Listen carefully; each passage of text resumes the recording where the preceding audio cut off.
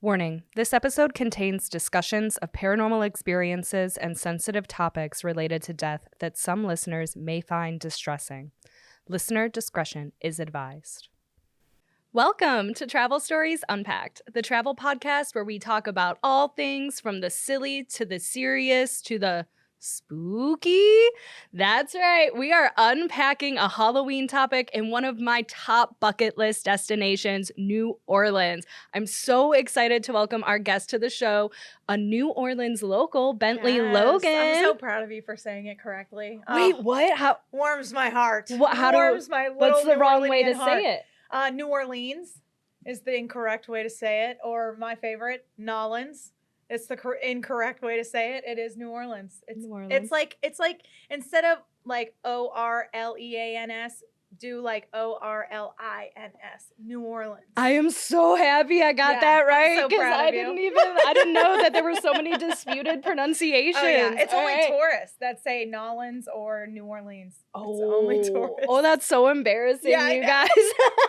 Let's get it together, fellow tourists. We can do it. All right, so you grew up in, now I'm afraid to say it, New Orleans. Yeah, New Orleans. No, you're doing it right. You're perfect. Yes. So what was it like growing up there around, of course, Halloween season? Now, I guess I should tell you, I'm a huge Halloween fan. It is like my favorite time of year. It was a big deal in my house growing up. So this is like my season, like my thing, right? Oh, so I love it. What is it like when the season starts to turn and it becomes Halloween? Because like New Orleans, I think, always has this air of supernatural sort of, eeriness about it. Yep. So is that there year round? What is it like? Does it kick into full gear? I have so many questions. I would definitely say that eeriness is year round. But I would also say that it's hot in for Halloween in New Orleans. It's very hot. It's typically almost never cold. So your Halloween costumes, like when you think of going to Party City and buying those like onesies or whatever, that's like impossible in New Orleans because it's so hot. But it's always hot. You have to create the vibe yourself, like in your house, right? Like, you know how it's like the end of August and it's like, should I bring out my candles? You know what I mean? Like, should I bring out my pumpkins? You really kind of have to. Well, and to make it feel like the spirit. You've transplanted now to the Midwest. So, and we've had a long, hot summer. And personally, I am ready for it to leave. Like, I'm super ready for the fall weather. But you're right. Like, part of that season for us is natural. It transitions into fall. The leaves change. You get the crisp air. Everybody's running to their apple orchards and their pumpkin spice vibes. So does the city just like decide? It's like yes. It has to be like a decision. And then there's constantly like memes of like, it's not Halloween yet. And then the Halloweeners are like, we don't care. Yes, that is. I'm going to be putting up my pumpkins whether you like it or not. So from a tourist perspective, does it, like, if I wanted to see cool decor or, like really feel it in the spirit, do you wait until October or does it start in September? I would say it starts in September for sure. Okay. Yeah, I would say like mid-September. It starts like after Labor Day. Okay. Like is when it really kind of... That also happens to be around my birthday. So I'm like, timing. Is it perfect for me? Yes. I can't wait. Definitely starts early. So I'm a tourist preparing to spend some time in New Orleans during, the Halloween season. What should I prepare for? Well, first off, you were talking about the vibe earlier. Like, when does the vibe start? And, like, is the eeriness of New Orleans, like, all the time? And I said it is because the fog rolls off the lake and the river. So New Orleans is in between the Mississippi River and Lake Pontchartrain. So that fog rolls in everywhere. So, like, anytime you wake up early in the morning, like, it's going to be foggy. It's going to be dense. The humidity is going to be super, like, 100% almost without rain, like, and I miss it, but I get missing it because I'm nostalgic, like, it's home, it's absolutely home, but humidity is something that like, it takes me at least 3 days to get used to. The second I step off the plane in New Orleans, literally, like the second I step off the plane and I smell the humidity, it's like my lungs open up for the first time. I swear. Growing up in it my whole life, like when you don't have it, like I lived in California once, I was like, I can't breathe. Like it's so dry. I don't like the super dry either. Like really at the end of the day, like I'm just used to what I'm used to. So but the vibe, I mean, you have all the cemeteries, right? And they're mostly all above ground. So like you're constantly like in New Orleans, there's a cemetery here, there's a cemetery there.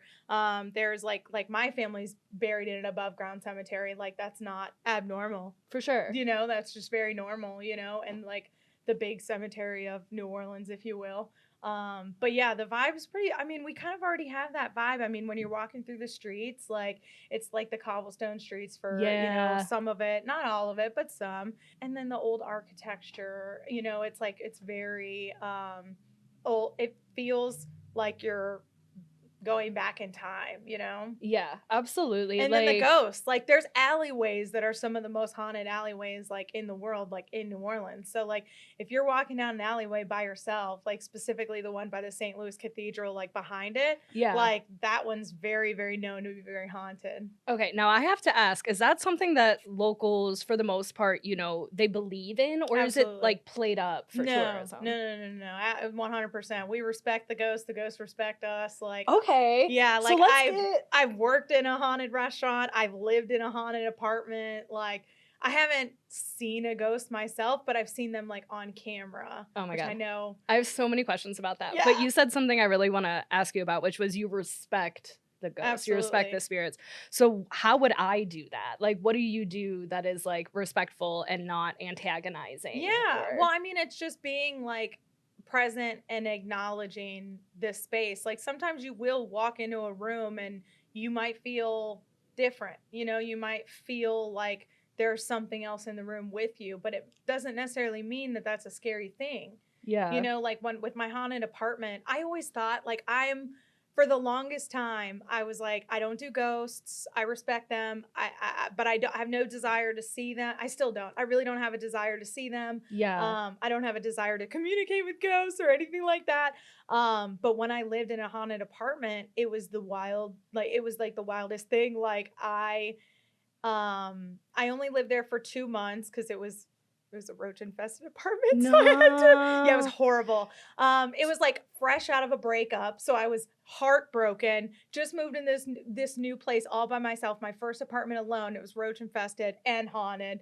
And you're coming out of a bad like heartbreak. Exactly. Oh, like it couldn't have been worse. But the ghost I felt was a man. I have no like reason for believing that. I just felt it.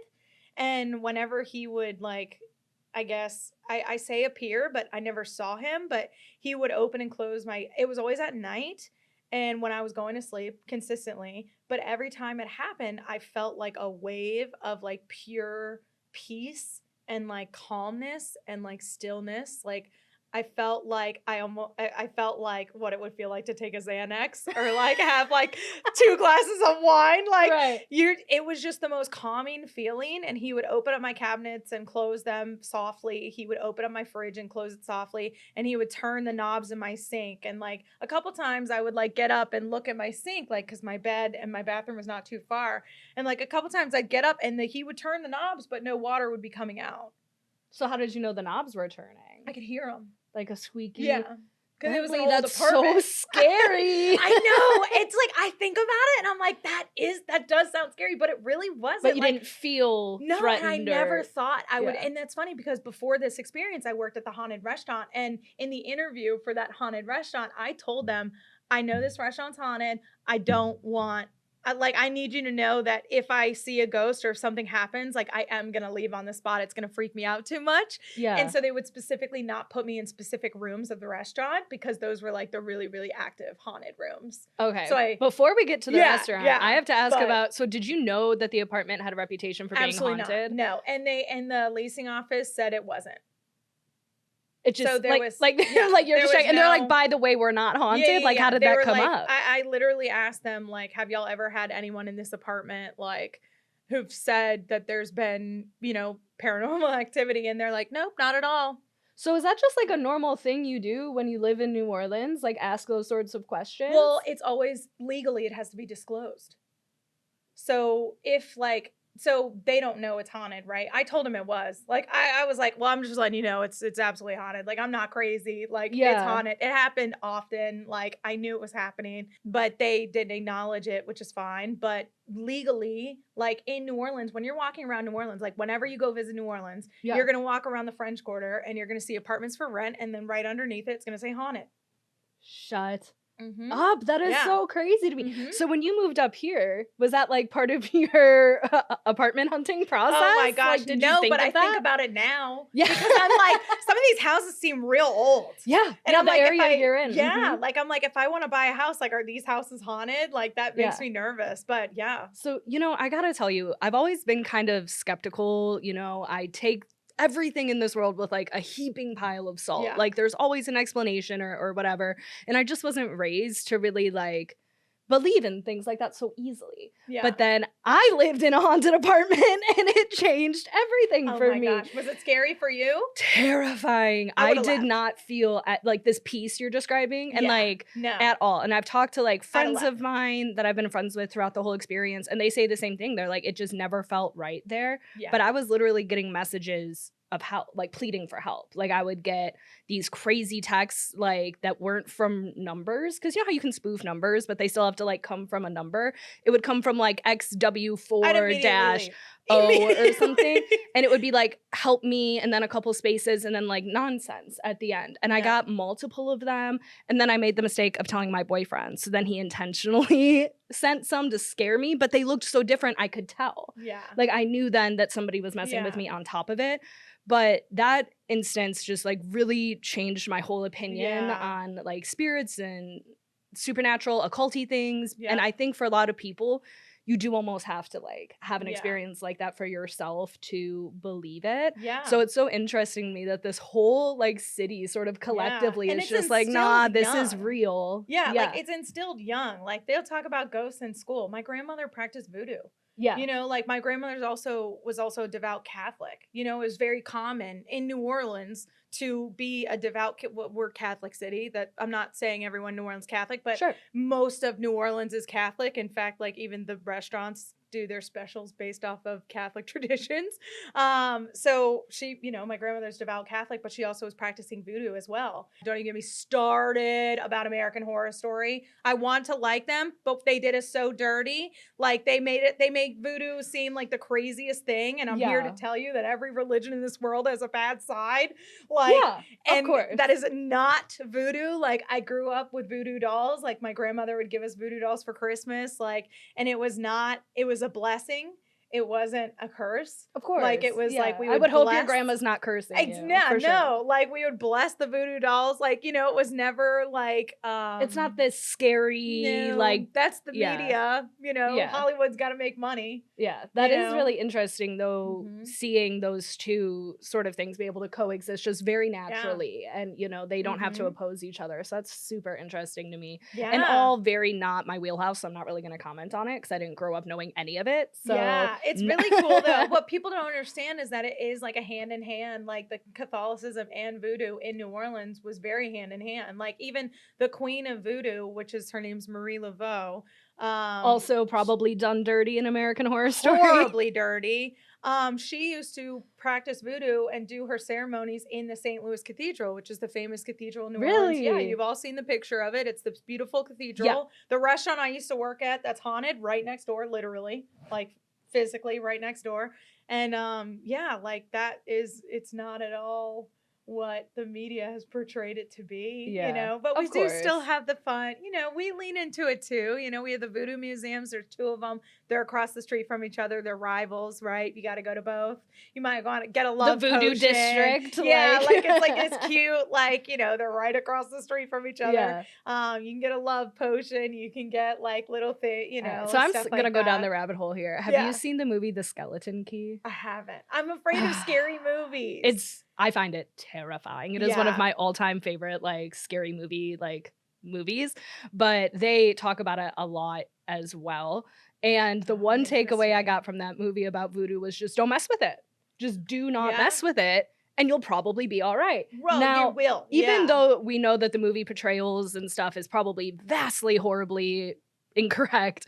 Is there truth to that? Like, as a tourist shopping around, going into voodoo shops, like, should I proceed with caution, or you know what I mean? I Like, would proceed with the regular respect that you would proceed with when you're walking into a religious building that might not be your own. okay. You know what I mean? Absolutely. Like, think about when we're traveling to Europe and you're going to Church like after cathedrals church. Yep. and beautiful churches, and maybe you don't identify, you walk into those buildings with that level of respect. So I think like that is what, Show it some reverence. Take it seriously. Yeah, it's not, exactly. Yeah. Like, it's not like a joke to a lot of people. Like, there's very many practicing voodoo people, people who practice voodoo. Like, there's a lot of them, and they go there, and that's where they buy supplies. So that's how, just treat it like you would, like you're walking into a cathedral in Europe or something, Okay. I get it. Now, but it's so fun. I gotta know about this restaurant. Yes. Okay, so we yes. did not know that the apartment was haunted, but you Yes. did know that Yes. this restaurant had a reputation for being haunted. Yes. Tell me all about it. Yeah. So the restaurant's called Tableau. It's still there. You can go there if you want to. It's connected to La Petite Theater, which is a theater that started in the 1920s in New Orleans. Also haunted? Mm-hmm. Okay, So I think I saw like a documentary about it. Yeah. So La Petite Theater it's a great theater. It's still a producing theater. And it's very, very, very haunted. So I'm dressed as the ghost of Catherine in my 1930s inspired wedding dress. Which I have to say, if you're just listening to the podcast, I am obsessed with this. I was asking her where she got it. It is white and silky Amazon. and lacy, and it's got these gorgeous little buttons on there. So yeah, definitely looking the part. Absolutely. Yeah. I was like, if anything, I'm going to dress as Catherine the ghost. Like, I have to, right? So first and foremost, when I interviewed for the job at this restaurant, this was when I was in college, and when I interviewed, I knew it was haunted because I had friends work there, so I knew it was haunted. And I told them in the interview after they hired me, I said, okay, there's one caveat to hiring me. And they were like, what is it? And I was like, I don't do ghosts. Like, and I know that y'all are haunted. I know that it's active, like the ghost's active. So I just need you to know that if I'm like, I was a bartender at the time, like I was like, if I'm cleaning the bar by myself and like paranormal things happen or like the ghost comes up, like I'm gonna leave, but I promise I'll come back and clean it in the morning. Like, I swear. How did they react to that? They were totally like, oh yeah, you'll be fine, don't worry about it, we're just not gonna put you in certain rooms. I feel like if I were to say that in an interview or whatever, like just up here in the Midwest, you would get a lot of a different like reaction. You would get the eyes. Like, this and maybe girl's not nuts. Maybe not from everyone, but it's more likely than not that would get a little bit of like, not just like, oh yeah, totally, don't worry about it. Like, it would lead to another conversation. At least. Yeah, definitely. No, it was like they were like, oh yeah, that's fine, we just won't put you in certain rooms in the restaurant. I was like, okay. So what was it actually like working there? It was great. We had a lot of fun. It was, it's the restaurant's literally located right off Jackson Square. So you're looking at the St. Louis Cathedral, and the restaurant and theater is right directly to the left. There's this beautiful balcony. Highly recommend the food and brunch on the balcony if you want. But I'm so down. It was a great restaurant. There was a lot of activity. It was, so the story is, the ghost, her name was Catherine. She was getting married, and she was getting ready in one of the rooms in the restaurant, because it's one big building. Okay, so it's like renovated restaurant in half and theater in the other half. So she was getting ready, and she threw herself off the balcony. Is there like a rumor as to why that happened? So there's no like rhyme or reason. There's no like explanation. She was a young bride, and she threw herself out the balcony. And it's funny because the courtyard is very like, if you go to the restaurant, there's tables in the courtyard. Like, that's where she died. That's where she threw. Yeah, and you can see the balcony. It's right there. She just jumped right off. And she was very, very active in that room where she jumped off the balcony. That was like her bridal suite where she was getting ready for the wedding. And that room to this day, like in a fine dining restaurant, especially in New Orleans, I don't really know other areas, but you put the wine glasses on the tables at the end of the night, and so it's nice and set for the morning. But in that room, we couldn't put the wine glasses on the tables because she would throw them and shatter them. Like, and this was, so we had security cameras in every single room of the restaurant. Because like if you've been to New Orleans, hot tip, if you've been to New Orleans and you walk into a restaurant, it feels like you're walking in someone's house, you're in the right spot. All right. But so it, you know, it's like little rooms everywhere. So this room, they could never put the wine glasses up. They used to put the wine glasses in like the cupboard. They had like a big cupboard, and we'd line up the wine glasses, and we had to stop doing that too because she was throwing them off of that. But it was every single night. The cameras would leave the lights on in that room because the managers always wanted to see what the ghost was up to that night, you know. And it wasn't like oh, you want to see what the ghost did last month or 2 months ago, or no. It was like, what did she do last night? Like every single day, there was some sort of activity. Every single night, there was some chairs moving. It was every single night. It wasn't just one, you know? So the managers would always be like, you want to look at my phone and let's look at the camera. And so we'd all crowd around. And you would just see, just movement. Did you see the glass, like, actually? So this was after they had made the rule of no glasses in that room at night. Okay. So that had already, I had seen the old videos I'd freak out if I just saw a wine glass go from 0 to 100 against the wall. Yeah, but it was it was all the chairs and the tables and the silverware. Chairs, tables, silverware. It's always in a different spot, you know, like you always. So like actually on video, you watched like a chair or something go from one position to another position without any outside interference. Correct. And this is like at 3 o'clock in the morning, 4 o'clock in the morning, you know, no one's in the restaurant, no one's in the building, right? The restaurant's closed. It wasn't a 24-hour restaurant, it's fine dining, you know? So, yeah. And so whenever something like would go missing or we'd be like, oh, it's Catherine.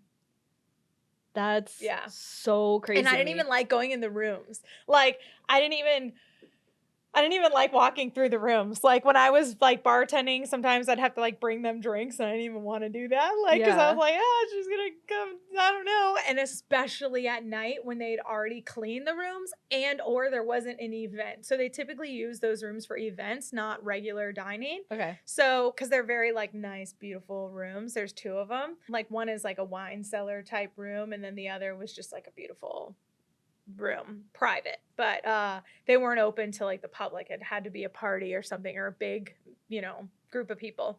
So sometimes I'd have to go through there and there'd be like no one in there. I'd be running. Yep. I'd run through those rooms. I'd go so fast. Like I was like, is it just because of what you saw, or did you get a feeling? It was a feeling, like, and what I saw. Like, it was a combination. And this was before my haunted apartment, so I hadn't even had a good experience. I hadn't had any experience with ghosts on my own, but I certainly hadn't anticipated a good experience with the ghost. So it's also located right next to one of the most haunted alleyways in New Orleans.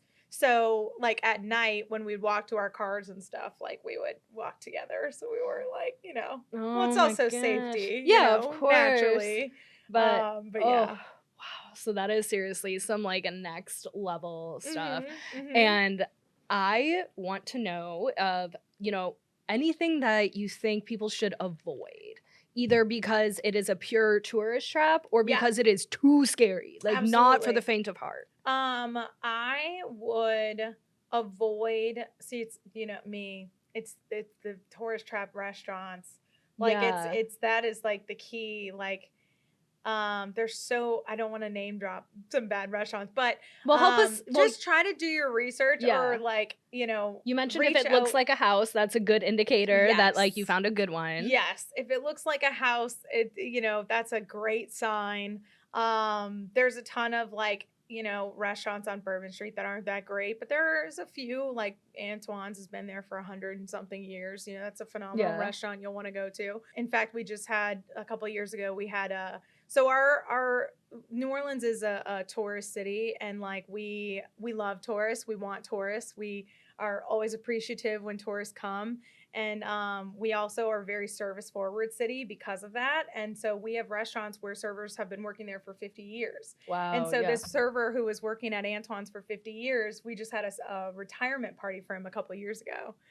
We did like a second line down Bourbon Street and down Royal Street. So I think I know what a second line is, but can you just explain it in case any listeners don't know? But I totally know. Yes. So a second line is it's like our sort of celebration tradition. If something really big happens, or even if someone's having a funeral or something, it's a way that we celebrate whatever happened, whether we're celebrating life or we're celebrating an event. So essentially what it is it starts with a brass band, like typically like a 4-piece brass band. And then you walk through the city of New Orleans, or like typically the French Quarter, and then you carry your white napkins and you just kind of toss them around like this, and you just dance and you just walk and dance, and then it's a everyone joins type. It's like a conga line. It's like a New Orleans conga line. It's like everyone joins in, whether it's a funeral or whether it's a celebration for someone. Like, it doesn't matter who or what. I can't tell you how many second lines I've joined. I don't know these people. Yeah. Like, but we're celebrating, like we're all celebrating together. We got our white napkins and we're all just dancing. So I was talking about Antoine's, and we had that, celebration for his 50th year and his retirement, for being a server for 50 years. And he's waited on me throughout my life, which is a wild experience, right? But I would avoid dark alleys. By yourself. I would. Solid advice, honestly. I would also avoid Bourbon Street after 9 p.m. I think that there is a time for Bourbon Street, and I think that's about 7 to 9 p.m. I think if you get your 2 hours, I think you're just fine after that. Maybe head over to some more local areas. We have Frenchman Street, which is really our New Orleans party street, if you will. Lots of live music, lots of fun bars. And then Royal Street, if you want to do the art galleries, or Julia Street, that's up and coming art gallery area. I would avoid, I was trying to think of what else to avoid. I don't want to, maybe not the steamboats. Really? Yeah, just because they're not real. First off, they're not real steamboats. I'm sorry. I'm so sorry. That's the tourist. That's a real tourist trap. Those steamboats. The food's not great, and I hope maybe one day they'll make some changes and get. But it's very mediocre. Well, the food is a big appeal to me for part of the reason I want to visit New Orleans. Mm-hmm. So that is a great tip. So, yeah. Like, if you went, maybe you could go for a ride without eating, or might not be the place that you want to eat, but if you want to ride on the river, sure. Gosh, what else to avoid? New Orleans is not a super neighborhood walkable city. So I think it's important to note that you would want to Uber from neighborhood to neighborhood. You definitely wouldn't want to walk from neighborhood to neighborhood. New Orleans is not a city like most cities where there's bad areas, there's bad blocks. So it's very much integrated all throughout. So just for safety, I always tell people, safety wise, you're in a big city, you want to be safe. Don't walk down the dark alleyway by yourself. And I just think definitely, I always tell people to Uber. I highly don't recommend Airbnbs or VRBOs. I can't highly not recommend those enough. Also, being in the travel industry, Airbnb is kind of spicy topic anyways, just because it's you're not supporting the local economy or supporting people from out of state who purchase condos and halves of houses, and you're not supporting the local economy, right? And New Orleans, similar to your islands, similar to the Bahamas, similar to Jamaica, our economy is based off tourism. So when you are staying in those hotels, you are supporting us locally, or when you're staying at bed and breakfast where the owner lives there, I highly recommend that. Also, those Airbnbs tend to be in real tough neighborhoods. It might look beautiful and phenomenal, but it's flipped, and it's typically not the best neighborhood to just be casually in. Well, and we've talked about Airbnb and stuff on the show before, and I firmly believe that they have their place, right? They provide a service, and that's great. But to be honest, at the end of the day, I want to stay somewhere with amenities. Like so it's not really my travel style anyway, but I love the extra insight there and the, you know, just helping people understand that, especially like if you are a person that wants authenticity. Yes. Like the old hotels, these gorgeous institutions. And you also won't like, get, New Orleans has banned Airbnbs in the French Quarter, and that's expanding to other areas. So just know you're not going to be in the desirable areas anyways, because we've banned them because it's such a problem. So those are my hot tips. You did. I love it. Thank you for sharing. I have good tips too. Those are my bad tips. Like avoid tips. I have good ones as well. Like I have a lot more of those. And you did talk about it already, but I have to be honest with you. Part of the reason that this is so high on my bucket list is because New Orleans is like a mecca for some of like the favorite TV shows and movies that I love that have been filmed there. Like, just to name a couple, we already did American Horror Story, but Interview with a Vampire, Scream Queens. Treme. So like there's so many things. So like for me, I would absolutely love to go and like see those super Vampire Diaries, the originals, like all these really iconic, like to me, shows. So I would definitely put that on my list of things to do if I was going. And I'm so inspired after talking to you. Like, it is moving way back up my priority list. It's been there for years. And you have to put the cemeteries on your list too. Oh yeah. Like, because I had a crazy like cemetery experience in college. We went to the cemetery where Marie Laveau is said to have and been people laid do to rest. stuff to this day with her resting site, correct. Right? Yeah, exactly. So technically, it's not even confirmed that she is buried there. It is just it's what we all believe, that she is buried in this cemetery. I think it's like St. Louis Cemetery number 3 or number 1 or something like that. But it's a really, really fun experience. That cemetery, it's really one city square block. It's very small. And you can get a tour of the cemetery, which is really cool. But on Marie Laveau's grave, there are offerings. Like people bring gifts, and set intentions. Have you done that? I have. I did in college, and I can't wait to tell you what I wish for. It's so embarrassing. It came true. So you make, like, the thing is, you set an intention, you make a wish. So what you're supposed to do is you go up to her grave. There's chalk everywhere, and you're supposed to draw an X, spin in a circle, draw an X right next to it, spin in a circle, and draw an X right next to it. And you're supposed to remember like where you did this, and while you're doing this, you're setting the intention of your wish. Okay. And I was 19. I wish for a boyfriend. I wish for a boyfriend. And then like, was it one of those be careful what you wish for? That's exactly what it was. It was Marie Laveau was like, I got something for you, sister. Yes. So I wished for a boyfriend, and then I got a boyfriend. And then I went back, and you're supposed to like draw a line through your exes if it came true. So yeah, it definitely came true. Did you go back and finish your ex? Yeah, I did. Yeah. Did you like bring him with you? Were you like, you did it? Like, oh gosh, no, I didn't. I think we were like early in the dating phase at this point. But it was one of those, it's a horrible relationship. Yeah. Like, young, and you're young. I feel like that's always how those things go though. When it's like, when you ask for something, it's like, haha. Yeah. Because it's teaching you, what I believe is it's teaching you a bigger lesson. Absolutely. You know what I mean? Absolutely. And that's what you really needed. I agree wholeheartedly. Yeah. Like, and I just find it funny. I was like 19. I want a boyfriend.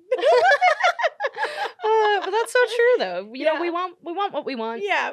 At the times in our lives, and they teach us all important lessons. But Bentlie, I had so much fun talking about Halloween and just like spooky times in New Orleans. But I guess we didn't ask if there's anything special that happens just around Halloween in the city. Yeah. Like any festivals or events or anything like that? So there's always festivals. There's not necessarily, we used to have something called Voodoo Fest, which was Halloween weekend and the week before. Unfortunately, since COVID, we don't have that anymore. So we don't have any like Halloween festivals, if you will, or anything like that. But we do have other festivals. I mean, Louisiana, we have 400 festivals a year. There's 365 days. Yeah, we have 400 festivals a year in the state. I love Louisiana. A good festival, so I'm like, this is meant to be. You can always find like a festival or something like that. But I think with around that time of the year, you want to go to the Murder Museum. You know, you want to go on a cemetery tour. Yeah. You know, you want to do a swamp tour. We do haunted swamp tours, which is super cute. I don't know. They're so cute. You have like the haunted swamp tours are so cute. Like they have like the little Rougarou, which is our a Rougarou is like our version of like Bigfoot in the swamp. Like, and so like the Rougarou comes out and like scares the kids and stuff like in the swamps, you know, but like it's so fun. All the things you mentioned, are they year round? Yes, yeah. So that's kind of awesome. Like really, New Orleans is always haunted. It's always spooky. Yeah. And you have to go on a ghost tour. Like, and like there's just no such thing as a bad tour guide in New Orleans. Like we're way too passionate about our city and sharing it with other people. Yeah, I like love that. You'll never get a bad tour guide, or you'll never get bad service in New Orleans either, unless you're at a tourist trap. And then you know. I I love that though. And like I'm a person that actually really enjoys some structured activities. Like I like a good tour. I like that. Me too. And then I like to have plenty of time to like explore and do stuff on my own. But I think the key is balance. If you're like me, you just got to sprinkle them both in. And I'm like planning this trip in my head. So I gotta go. I know. I gotta go start planning. It's time. Laissez le bon temps rouler. Let the good times roll. I love it. Well, Bentlie, thank you so much for coming on and course. sharing, you know, so passionately about your hometown and some of your more scary supernatural occurrences that you've had, because I just think that's so interesting. I know, it's wild. It's crazy. Real life. New Orleans, go see us. Yeah. And of course, you know, we want to hear from all of you. So if you have any fun stories about your time visiting New Orleans, or really put your non-tourist restaurant recommendations in the comments. Yes. For real. If you've been listening to the podcast, you know we're all about the food here. So we always want your recommendations and your stories. So drop them in the comments, share them on social media using hashtag Travel Stories Unpacked. Or if you want to be a little bit more anonymous, you can find us on Reddit as well. So Bentlie, thank you for coming on. I had so much fun. And then don't forget, everybody, to keep coming back, where we're going to keep unpacking everything about travel. This podcast is brought to you by KHM Travel Group, a leading host agency for independent travel agents. Go to khmtravel.com to learn more.